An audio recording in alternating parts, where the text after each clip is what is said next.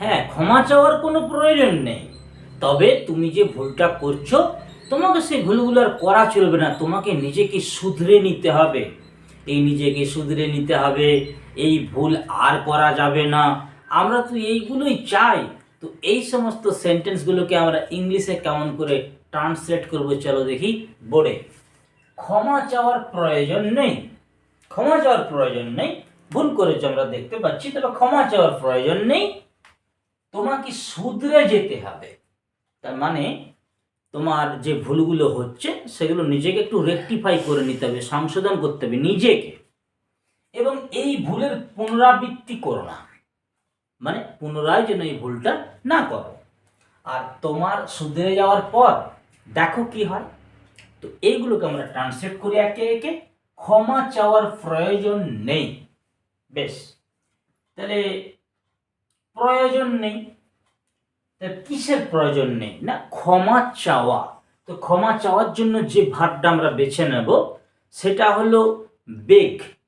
বেগ, বেগ মানে শুধু যে বেগ ইওর প্যাডন বা বেগ প্যাডন, এটা ব্যবহার করবো। একটা ফ্রেজ, শুধু ওয়ার্ডটা বেগ মানে ভিক্ষা চাওয়া হয়ে যাবে। বেগের আরও সেন্স আছে কিন্তু। তাহলে ক্ষমা চাওয়া, তাহলে বেগিং ফর প্যাডনস, এটা প্রথমে আমরা ফ্রেজটা দেব যে বেগিং ফর pardons বা pardons, begging for pardons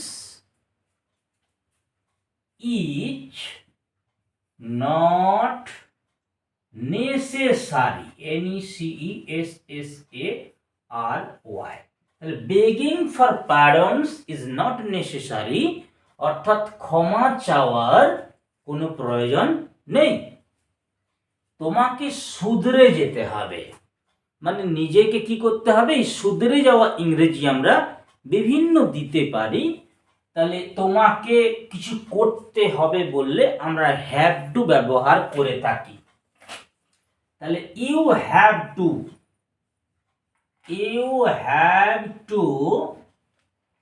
reform, REFORM, you have to reform বা রেকটিফাই। তাহলে ইউ হ্যাভ টু রিফর্ম বা রেকটিফাই, যে কোনো একটা ভার্বকে ব্যবহার করা যাবে শুধরে নেওয়ার জন্য।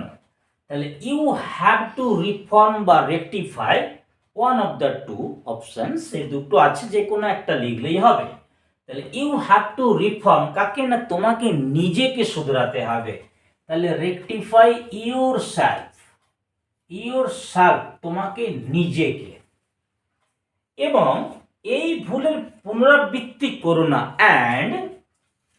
অ্যান্ড ডোন্ট বা ডু নট আমরা বলতেই পারি। কোনো কিছু পুনরাবৃত্তির ক্ষেত্রে আমরা রিপিট কথাটা ব্যবহার করে থাকি। তাহলে অ্যান্ড ডোন্ট রিপিট, এই রিপিট বললে আর এগেন বলার কোনো প্রয়োজন নেই। তাহলে অ্যান্ড ডোন্ট রিপিট এই ভুল, বা এই ভুল সিম্পল দিস মিস্টেক বলা যেতে পারে। যদি অনেক বেশি ভুল হয় তখন দিস মিস্টেক্স হতে পারে। একের বেশি যখন ভুল, মিস্টেক্স মোর দেন ওয়ান যদি হয়, তখন সেটা আমরা এভাবেই করছি, বেশি ভুলের কথা বলছি। ডোন্ট রিপিট দিস মিস্টেক্স, এই ভুলগুলো যেন আর না হয় বা পুনরাবৃত্তি যেন না করে থাকো। তাহলে ডোন্ট রিপিট দিস মিস্টেক্স, যদি সিঙ্গেল হয় ভুলটা তাহলে THIS দিস, আর মিস্টেক এখানে এস দরকার হবে না। নেক্সট, তোমার শুধরে যাওয়ার পর দেখো কি হয়। তাহলে মূল ভার্ব কিন্তু এখানে দেখো। তাহলে সি, দেখো কি হয় মানে কি ঘটে। তাহলে সি হোয়াট হ্যাপেন্স, দেখো কি হয় তোমার শুধরে যাওয়ার পরে। তাহলে আফটার মানে পরে, আফটার ইউর বিং রিফর্মড বা রেকটিফাইড, বিইং REFORMED। দেখো ভালো করে, সি মানে দেখো হোয়াট হ্যাপেন্স কি হয় আফটার ইউর বিইং রিফান্ড, তোমার শুধরে যাওয়ার পরে। তো এই ধরনের সুন্দর সুন্দর পরিস্থিতি সুন্দর নয়, খারাপ পরিস্থিতিটাকে ভালোভাবে মোকাবিলা করার জন্য আমরা এই ধরনের সেন্টেন্সগুলো অনেক সময়ই আমাদের ব্যবহার আমাদের প্রয়োজন হয়। তো আশা করি এই ধরনের সেন্টেন্সগুলোকে তোমরা ট্রান্সলেট করতে পারবে। যদি তোমাদের শিখতে ভালো লেগেছে বা শিখতে পেরেছো, তাহলে আমার যে পেজ সেটা ফলো করবে। যারা ইউটিউব থেকে দেখছো তারা একটুকু প্লিজ সাবস্ক্রাইব করবে। আর if you like the video, like, comment and share please.